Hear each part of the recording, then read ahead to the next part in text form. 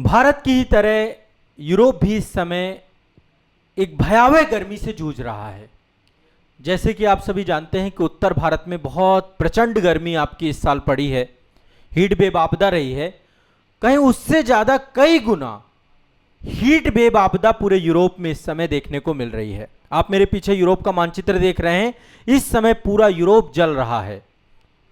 जैसे उत्तर भारत जल रहा है वैसे ही यूरोप भी जल रहा है।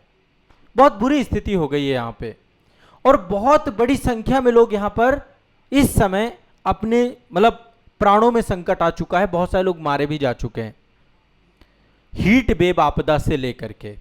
पूरे यूरोप की स्थिति ये बनी हुई है। आप देख पा रहे हैं किस तरीके का ये स्थिति, और इसके पीछे कई सारे कारण हैं। ये आप देख पा रहे हैं, जितना ज़्यादा रेड आप देख रहे हैं वहाँ पे गर्मी का स्तर उतना ही ज़्यादा है।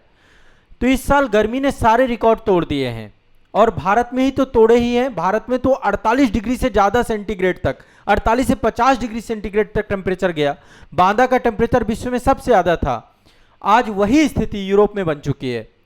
यूरोप में आप देख पा रहे हैं, यूरोप में आमतौर पे सामान्यतः यहाँ पर ठंड की स्थिति रहती है, लेकिन अभी वर्तमान में यहाँ पे एक हीट डोम बन चुका है, और उस हीट डोम ने यहाँ पर आने वाली ठंडी हवाओं को पूरी तरीके से रोक दिया है, जिसका नाम जितने भी वैज्ञानिक हैं उनके द्वारा दिया गया ओमेगा ब्लॉक। तो ओमेगा ब्लॉक क्या है, जेट स्ट्रीम इसमें कितना, और इसका भारतीय मानसून पर क्या असर पड़ेगा। क्या भारतीय मानसून अभी देख रहे हैं उत्तर भारत में अभी भी बारिश नहीं हुई है, लेकिन आने वाला सप्ताह आप सभी की जो पानी की समस्या है उसको सुलझाएगा। बारिश होगी, आने वाले सप्ताह पे बारिश भारत में चालू हो जाएगी।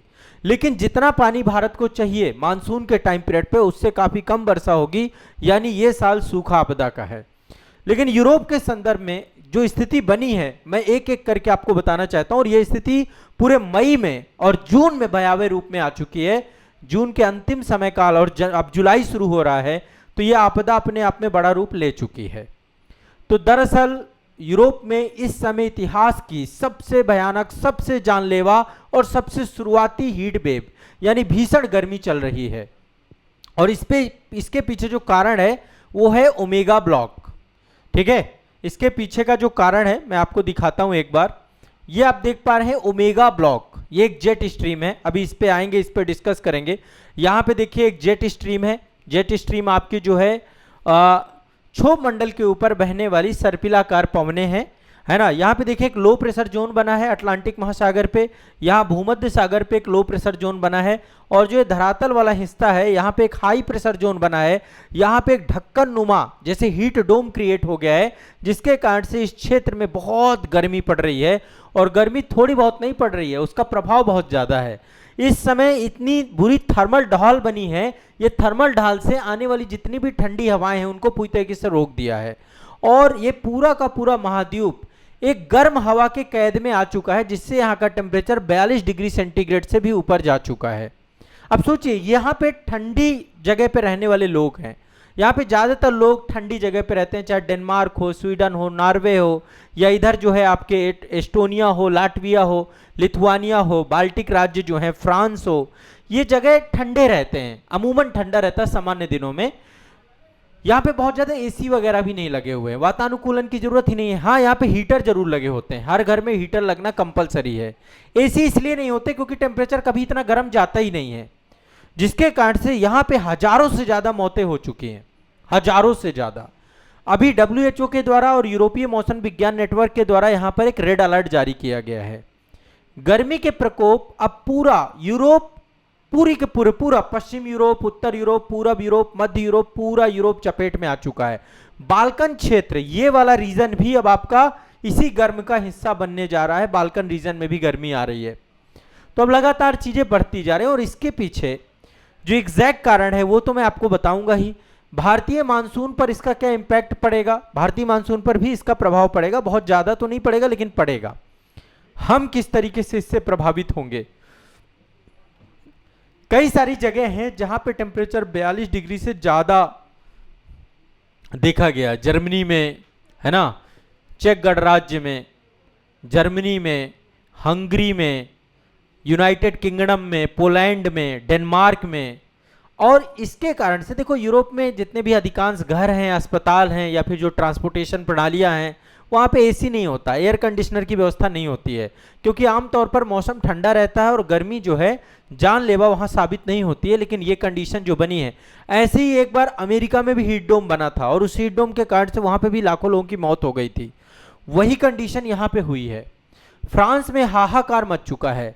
फ्रांस की पब्लिक हेल्थ एजेंसी के अनुसार यहाँ पे हीट स्ट्रोक और डिहाइड्रेशन के कारण मात्र 3 दिनों में 1000 से ज़्यादा लोग मर चुके हैं। इतना हीट स्ट्रोक लोगों को होते, क्योंकि ठंडे जगह पे रहने वाले लोग हैं। लोग जबरदस्ती समंदर में कूद रहे हैं, जिनको तैरना भी नहीं आ रहा वो भी कूद रहे हैं, जिसके कारण से बहुत सारे लोग जो है डूबने से मर जा रहे हैं। पूरे यूरोप की बात कर दे तो 1300 से ज्यादा मौतें हो चुकी हैं। फ्रांस में अकेले 1000 से ज्यादा मौतें हुई हैं और मरने वालों में ज्यादातर जो हैं, जिनकी उम्र ज्यादा है, 65 साल या उससे ज्यादा उम्र के लोग हैं, वही अपने घर में दम तोड़ रहे हैं। इससे पहले देखिए, मैंने एक भारतीय मानसून पे डिटेल सेशन बनाया है, उसे देखिएगा। भारत में सूखा, आपदा और एल नीनो का प्रभाव, उस पर मैंने डिस्कशन आप सभी को किया है। आज हमारा डिस्कशन यूरोप के बारे में हो रहा है। हीट स्ट्रोक पे मैंने बांदा में जो टेम्परेचर इस बार गया था लगभग 48 डिग्री सेंटीग्रेड से ऊपर, उस पर मैंने एक डिटेल वीडियो बनाया है। पूरे बुंदेलखंड में कैसे टेम्परेचर इतना बढ़ा भारत के संदर्भ पे, उस पर भी वीडियो बनाया है।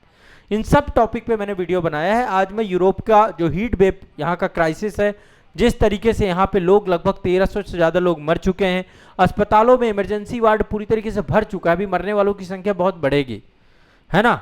गर्मी से तड़पने लोग राहत पाने के लिए नदियों में, झीलों में, समंदर में बिना तैयारी के कूद गए, बिना किसी भी तरीके से लाइफ सपोर्ट के, लाइफ जैकेट के कूद गए।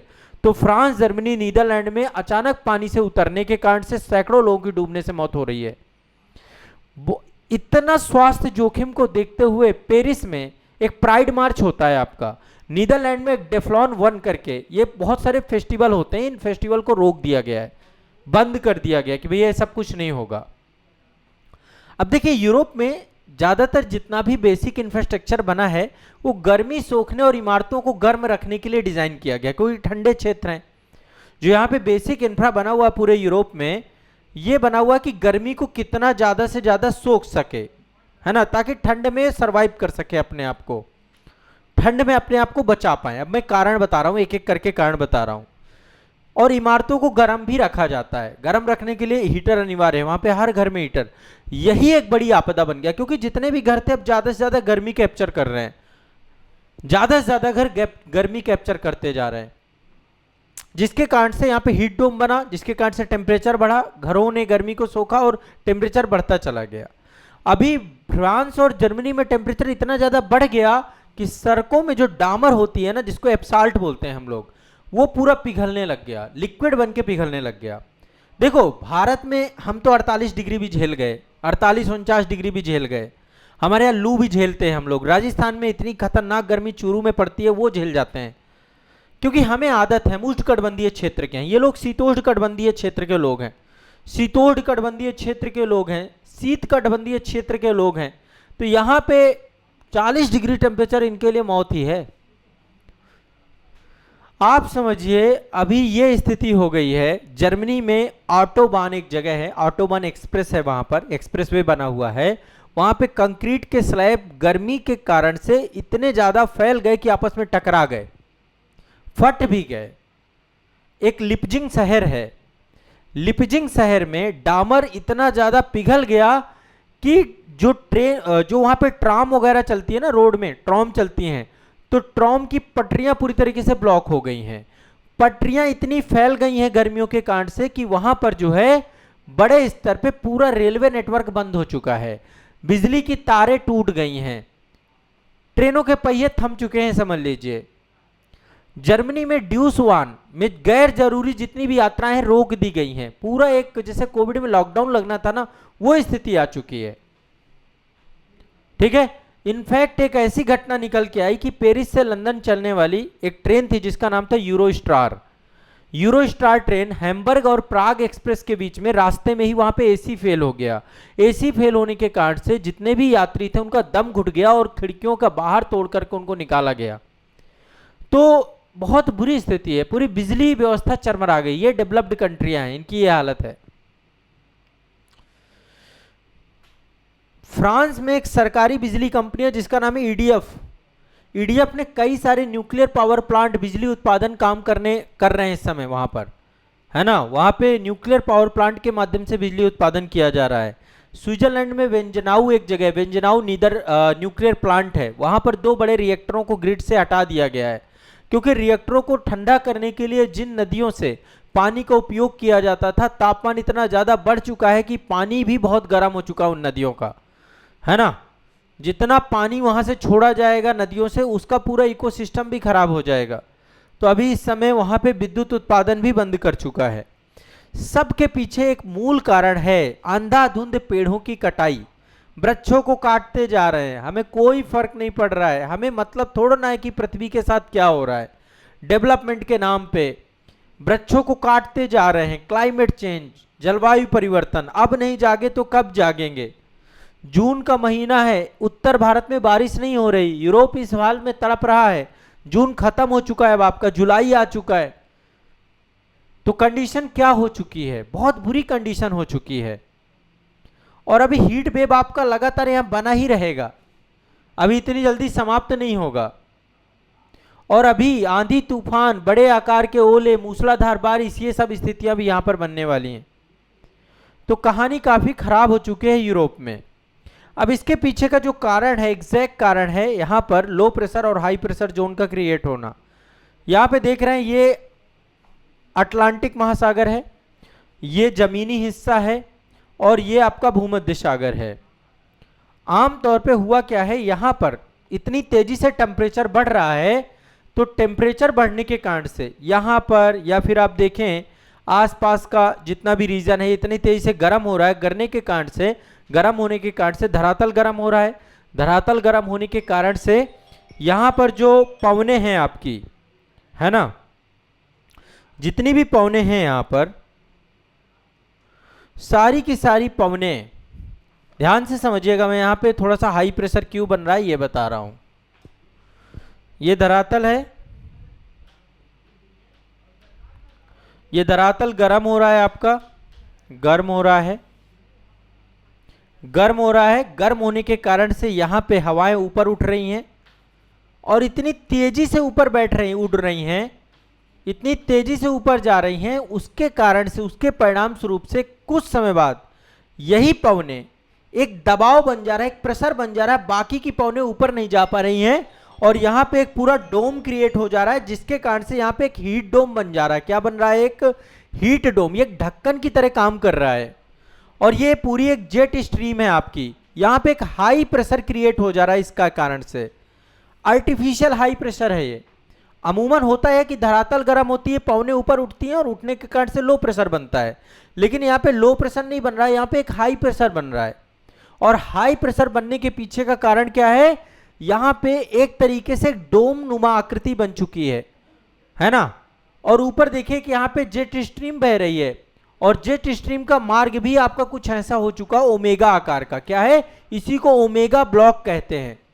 इसी हाई प्रेशर के कारण से यहां की पवनें ऊपर ना जाकर के अब नीचे ही दब रही हैं, तो यहां पे पूरा का पूरा गैस चेंबर की तरह, गर्म चेंबर की तरह बन चुका है। अभी इसको मैं आगे चल के और डिटेल बताऊंगा। ओमेगा आकार का यहां पे क्या बन चुका, ओमेगा ब्लॉक कहते हैं इसी को, ठीक है।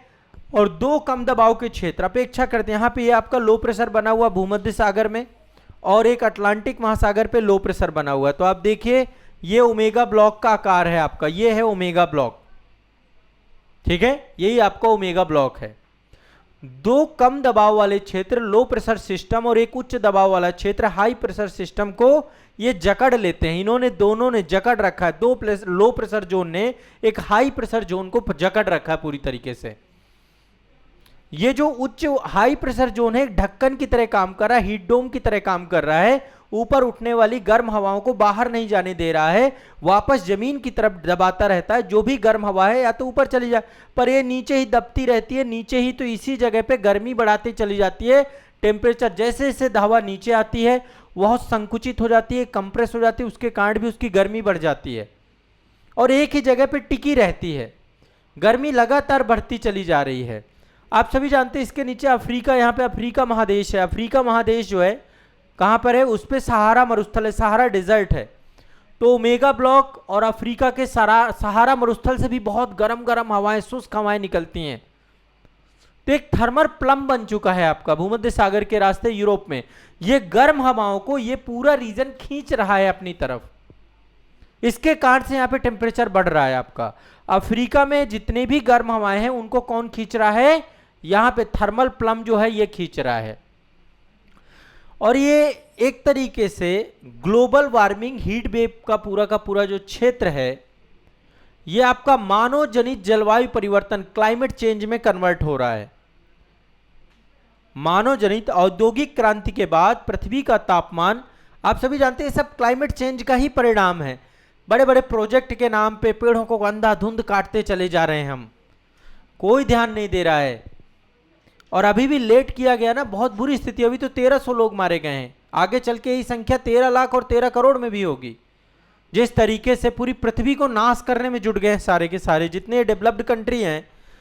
हर बार सीओपी होता है, कुछ नहीं निष्कर्ष निकलता उसका, समझ ही नहीं पा रहे हैं। अब शायद सर पे पड़े तब इन्हें समझ में आए चीजें। हम तो तब भी बहुत कुछ कर रहे हैं, लेकिन हमारे देश में भी अंधाधुंध पेड़ों को काटा जा रहा है इस समय डेवलपमेंट के नाम पे। उस एवज में उस संख्या में पेड़ लगाए नहीं जा रहे हैं। सरकार कोई भी विकास परियोजना कर लाती है, पेड़ों की बलि दी जाती है उसमें। तो कंडीशन काफी खराब है। देखिए, जो जलवायु विशेषज्ञ हैं उनका कहना है कि यूरोप दुनिया का सबसे तेजी से गर्म होने वाला महाद्वीप है, बहुत तेजी से गर्म होता है। और इसके पीछे दो कारण हैं। एक कारण यह है कि उत्तर में आर्कटिक महासागर है, आप सभी जानते हैं आर्कटिक महासागर है। आर्कटिक महासागर पूरी तरीके से शीत क्षेत्र में रहता है और आर्कटिक महासागर जो है तेजी से गर्म हो रहा है, जिससे उसकी बर्फ पिघल रही है। बर्फ पिघलने के कारण से सूरज की किरणें रिफ्लेक्ट हो जाती हैं। माफ कीजिएगा, बर्फ कम होने के कारण से, बर्फ लगातार जो कम हो रही है, पहले क्या होता था, यहां पे इस पूरे रीजन में बर्फ थी, ध्यान से समझिएगा थोड़ा सा इसके पीछे का साइंस। इस पूरे रीजन में बर्फ थी, अभी क्लाइमेट चेंज के कारण से यहाँ की बर्फ पिघल रही है। तो पहले क्या होता था, बर्फ एल्बिडो को रिफ्लेक्ट कर देती थी, सूर्य का प्रकाश आता था और वो रिफ्लेक्ट हो जाता था। लेकिन अभी वो क्या हो रहा है, धरातल के द्वारा सोख लिया जा रहा है, समंदर के द्वारा सोख लिया जा रहा है, जिससे यूरोपीय क्षेत्र अब गर्म होता चला जा रहा है। ठीक है। दूसरा, ग्लोबल वार्मिंग का एक कारण यह अटलांटिक महासागर के ऊपर चलने वाली जेट पवन है। ये जेट पवन जो है यूरोप में काफी लंबे समय से रुक गई है और इसका पीछे का कारण है कमजोर होना। ठीक है, जिसके कारण से यहां पे बहुत स्थिति बिगड़ गई है। दूसरा, यूरोप में इतना डेवलपमेंट हुआ है, बड़े बड़े कंक्रीट के जंगल बना दिए हैं, पेरिस बना दिया, बर्लिन बना दिया, प्राग बना दिया, लंदन बना दिया, सब कंक्रीट के जंगल। और सारे कंक्रीट के जंगल ऐसे हैं कि जो गर्म हवा को अपने अंदर ट्रैप रखें, गर्मी को ट्रैप रखें। डामर की सड़कें बना दी हैं, पूरी हरियाली काट दी गई है, इससे भी गर्मी कई गुना बढ़ी है। दिन भर सूरज की गर्मी सोखी जा रही है, रात में उसे वापस जाने का मौका ही नहीं मिल पाता है। क्यों? क्योंकि इस तरीके की कंडीशनिंग बन जाती है। तो यहां पे अर्बन हीट आइलैंड ये एक बहुत बड़ा कारण है। देखो, अर्बन हीट आइलैंड के बारे में बार बार कहता हूं। तो एक तो ओमेगा ब्लॉक है, ओमेगा आकार का, आप देखिए जेट स्ट्रीम है आपकी, ये यहां पे एक हाई प्रेशर बना हुआ है, यहां पे एक लो प्रेशर, यहां पे एक लो प्रेशर। ठीक है। जेट स्ट्रीम की हवा अमूमन ऐसे चलती, यहां पे ओमेगा आकार की चल रही है, तो निश्चित तौर पे उसका इंपैक्ट तो पड़ेगा। इसी को ओमेगा ब्लॉक कहते हैं, इसी कारण गर्मी है। बीच में हाई प्रेशर बन रहा है और दोनों तरफ लो प्रेशर बन रहा है, और लो प्रेशर ने पूरी तरीके से हाई प्रेशर को जकड़ रहा है, हिलने नहीं दे रहा है, लॉक हो चुका है, मौसम ठहर चुका है। यहाँ पे गर्म हवाएं ऊपर जा रही हैं, गर्म हवाएं ही नीचे ब्लॉक हो चुकी हैं, ऊपर जाने का जगह ही नहीं है इसका कारण। तो सामान्य तौर पर यहाँ पर पवनें रुक सी चुकी हैं, और ये ब्लॉक टूटता, जब तक ये ब्लॉक नहीं टूटेगा तब तक भयंकर गर्मी और सूखा की स्थिति पड़ेगी इस क्षेत्र में, ये मान के चलिए। ठीक है। बनने के पीछे का कारण वही है, जलवायु परिवर्तन, क्लाइमेट चेंज। ठीक है। पृथ्वी के तापमान का संतुलन। ठीक है। जेट पवनों का ज्यादा मुड़ जाना, अब देखिए ऊपर जेट पवन बह रही है, यहां से गर्मी नीचे ही आएगी, ऊपर नहीं जाएगी ना। ये पूरा कारण है इसका। अब इसका भारत में क्या इंपैक्ट पड़ेगा? भारत में इसका इंपैक्ट पड़ता है क्या? बिल्कुल पड़ता है भाई, भारत में तो इंपैक्ट पड़ेगा ही पड़ेगा। भारत में सीधा प्रभाव न पड़ के इनडायरेक्ट रूप में तो पड़ता ही है। अब सीधा और इनडायरेक्ट रूप को कैसे समझोगे कि सीधा प्रभाव क्या है, इनडायरेक्ट रूप में क्या प्रभाव है? तो सीधी सी बात आप ये समझ लीजिए कि भारत बहुत दूर है। भारत की स्थिति आप देखें, पहले देखिए ये यूरोप है, यूरोप के बाद यहाँ भूमध्य सागर है, काला सागर है, कैस्पियन सागर है। तो जो हमारा मानसून आता है, निश्चित तौर पर उस मानसून को कमजोर करने में इसकी अप्रत्यक्ष भूमिका तो है, लेकिन डायरेक्टली सीधे रूप में देखें तो सीधे रूप में ज़्यादा प्रभावित ये नहीं करता है। सीधे रूप में बड़ा प्रभाव इसको देखने को नहीं मिलता है। तो यूरोप में जो गर्मी पड़ती है, एक बात तो मान के चलिए कि ओमेगा ब्लॉक का भारत के मानसून को ये पूरी तरीके से नहीं रोक सकता है। बारिश तो होगी हमारे यहाँ पे, लेकिन जितनी बारिश की आवश्यकता होती है उतनी बारिश नहीं होगी। ठीक है, ये मानसून की टाइमिंग को खराब कर देता है, पहला काम, जो कि हो चुका है, आप देख पा रहे हैं। और बारिश के वितरण को, डिस्ट्रीब्यूशन को बिगाड़ देता है। भारत के कुछ हिस्सों में तो लंबे समय तक सूखा रहता है और कुछ जगहों पे अचानक तेज बारिश का खतरा आ जाता है। यह स्थिति लेकर आता है ओमेगा ब्लॉक। ठीक है, यह स्थिति बना देता है ओमेगा ब्लॉक। तो ये कुछ बातें हैं ओमेगा ब्लॉक को लेकर के, यूरोप को लेकर के। काफी लोग मारे जा चुके हैं, अभी भी समझ जाएंगे तो शायद स्थितियां आने वाले समय पे इतनी बिगड़े ना। तो क्या इसका भारतीय मानसून पे असर पड़ता है? बिल्कुल पड़ता है, पर सीधा असर नहीं पड़ता, इनडायरेक्ट रूप से प्रभावित करता है।